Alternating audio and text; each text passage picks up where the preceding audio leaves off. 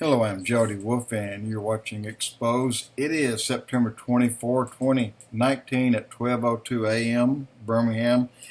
Topic: shocking news coming out of Israel right now. I just got this about 40 minutes ago, and I'm going to let you hear the gentleman talk a minute, but keep in mind, you know that Netanyahu, the Likud party, and the Blue and White party, his opponent, are running for the prime minister's position. Now, we have, or they have, the same type liberal media in Israel that's against Netanyahu as we have in our nation, our country, that's against our President Trump. The best president we have ever had, Netanyahu, the best prime minister they've ever had, and the only one that is standing up in full protection of the Jews and ready to hit anyone who strikes at them. Now, keep in mind, the liberal left makes a lot of calls and turns in words of wisdom into lies. They want the people believing their BS the same as they do right here. But you got to hear this man speak right here. And I'm going to turn you loose on him, and wow. Listen to it, please. And it's probably less than 2 minutes, okay? So here we go. Hey everybody, Avi Abel here from IsraelOnWire.com, here in the ancestral and undivided capital of the Jewish people, Jerusalem. So, yesterday and today, President Ruby Rivlin has been holding discussions with the heads of all the different political parties that have seats in Israel's parliament, the Knesset, and this is part of a formality in the president then calling upon the leader with the most suggested hands in the 120-seat Knesset, and call upon that leader to try to make a governing coalition, try to form a government. And basically these 2 days go, in the meetings with the president go in terms of the size of the party, biggest parties first. So the first party he met with was Blue and White. The second party the president met with was the Likud. The third party the president met with, and this was all yesterday, was the Joint Arab List. Now, the media has gone absolute silence with a shocking line, a shocking expression that one of the leaders of that joint Arab party, Ahmed Tibi, said to the face of the president of Israel in his own office in the president's house. This is Ahmed Tibi. You know what? I'm not going to even go to him because he's speaking in Arab. But look, this is Israel.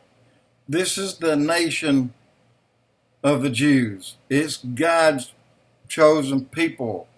And they're here. And there's two. There's chosen people, and then there's the church. The church are the Gentiles. That's you and I, and believe it or not, the Arabs. We're all Gentile. It's the Jews and everyone else. But in Israel, only Jews hold offices there. They may have someone like that on a neighborhood watch in his street or something, but that's about the extent of it. But when the media, the liberal media in Israel, turns it all around and turns it against Netanyahu and even against the Blue and White party, it takes people and makes them think just the same way that our liberal media does right here, and taking what Trump says and turn everything around to make you feel like, well, he did something he shouldn't have done. He lied, and that's not the case. They're lying. The liberal media, they're the ones that's screwing up here. And to put an Arab Muslim political leader right in the mix of those running for the Knesset and for the 120 seat. You have to have 61 to win. That blows my mind that it's even talked about, that it's even discussed. But let me tell you where I'm going. Keep in mind, whoever becomes the prime minister is God's will. I mean, he's still in charge. They're the timepiece. They're our world clock.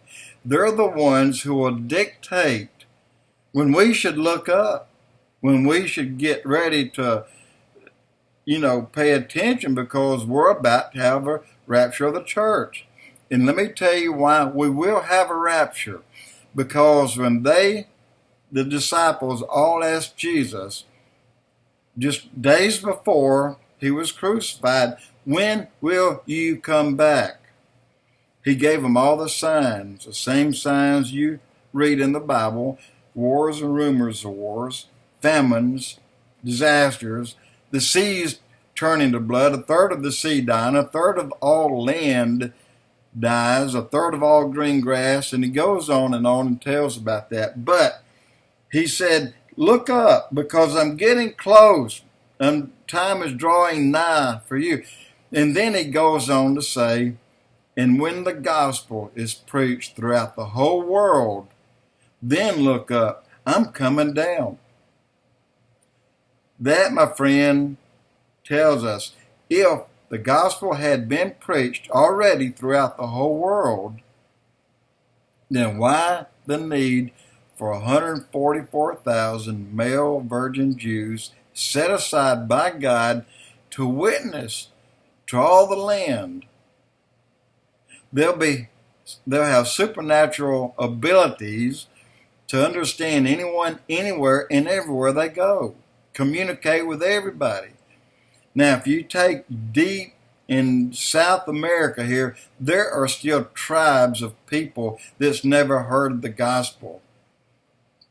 Surrounding them, probably so. But inside of that, there's a massive number, maybe in the hundreds of thousands, if not more, of people that don't even know white men exist. So the gospel has not been preached throughout the whole world, because if it had, then why would the 144,000 male Jew virgins be set aside? Just for that time, just for that exact, that's their job. Preach throughout the whole world. Finish it. And Jesus said, when that happened, look up, because I'm coming down. Well, he'll come down and we will be behind him. We'll all be riding white horses with Christ, and he will come down and we'll be with him. Because we have to go up in order to saddle up and come back down, don't you think? And I don't think we'll go up and come back down inside of about 10 seconds. That should give you hope that there is going to be a rapture of the church, and it's going to be before God's judgments are being poured out upon this planet. That's hope for us, and we should really look at it and take it that way. But again, watch Israel. They're the timepiece. I believe that Netanyahu will be the new prime minister, and I believe he will also be the last prime minister, as time will run out, as we may enter into the tribulation within a year and a half from today. Jody Wolf, Expoz.